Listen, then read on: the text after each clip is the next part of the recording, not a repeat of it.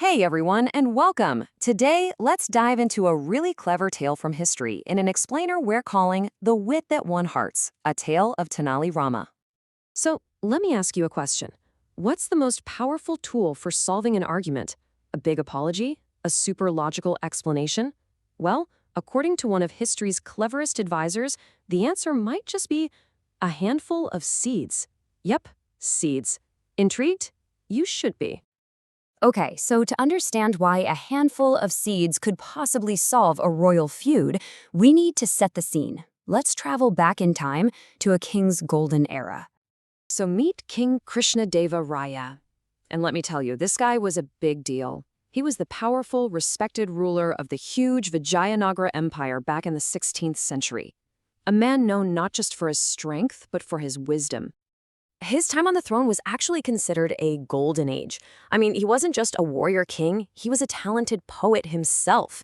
His court was packed with the absolute brightest minds around, including this legendary group of 8 poets called the Ashtadhyagas. This was a place of high culture, for sure. But even in the most glittering golden era, problems can pop up from the tiniest things.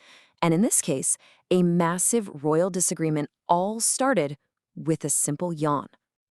Believe it or not, a fight broke out between the king and his queen, Thirumalambal, over something that seems totally ridiculous. But the result was no joke. The king just stopped talking to her, completely. And this cast a dark cloud over the entire palace. So what on earth happened? Well, here's the story straight from the queen. The king was reciting a new poem he had written, and right in the middle of it, she yawned. That's it. He took it as a massive insult, thought she was bored by his poetry, and just stormed off. And that was that. Silence. And this wasn't just some private little argument. No. The king's frustration was like a shadow hanging over everyone. The palace, which was usually so cheerful, became quiet and tense. You could feel it in the air. So the king is giving everyone the silent treatment. The queen is heartbroken. The whole situation seems pretty hopeless, right? But then, a little glimmer of hope appeared, and it came in the form of one very, very clever man. The queen, totally at a loss, turned to the one person whose mind was as sharp as his tongue, Tenali Rama. He was one of the king's most famous poets, an advisor known for being able to figure out even the trickiest situations. Now, Tenali Rama, he's a smart cookie. He doesn't just charge in. After he heard the queen's side of the story, he promised he would help, but he made one thing clear. This was going to require a well-planned approach, a strategy. He needed to find just the right way to get through to the stubborn king. And this is where things get really good. This is the heart of our story. Tenali Rama's strategy wasn't a direct argument. It was something way more creative and honestly a little bit absurd. Picture this. The next day, the royal court is buzzing, but it's super tense. The king is on his throne looking like a thundercloud, and in walks Tenali Rama. But he's not holding a scroll or a petition. He's carrying a simple plate, piled high with paddy seeds. He walks right up to the king, bows, and makes this absolutely wild claim.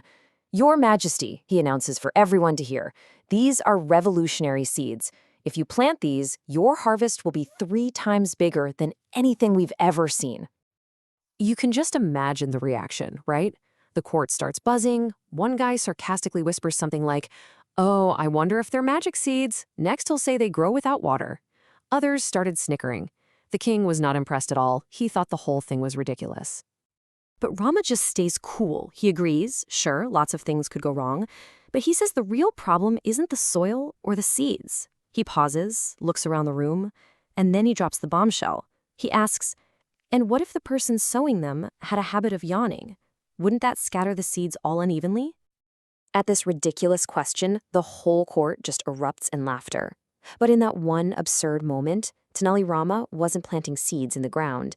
He was planting an idea directly into the king's mind. And here's the brilliant part. All this talk of yawning makes the king, well, he yawns. A big, reflexive yawn. And in that split second, you can practically see the light bulb go on over his head. It all clicked. Suddenly, he remembered the argument. He remembered how furious he'd been with the queen for doing the exact same thing he had just done. And he realized, wow, was I unfair? A yawn isn't an insult. It's not a sign of boredom. It's just a yawn, a natural human reflex. See what he did there? So clever. Tenali Rama didn't argue with the king or tell him he was wrong. He created an experience that forced the king to change his own perspective. He shifted the king's view from yawning is disrespect to, oh, yawning is just a natural thing that happens. So, what's the big lesson we can pull from this awesome story? Well, a few things, really. First, a change in perspective is an incredibly powerful tool. Second, sometimes the best way to handle a head-on conflict is to come at it from the side. And finally, a little wit and empathy can break through even the most stubborn walls. And that really leaves us with something to think about, doesn't it? Tenali Rama helped a powerful king see a simple yawn in a whole new light, and it fixed everything. So I'll leave you with this question. When has a simple change in your own perspective helped you solve a problem?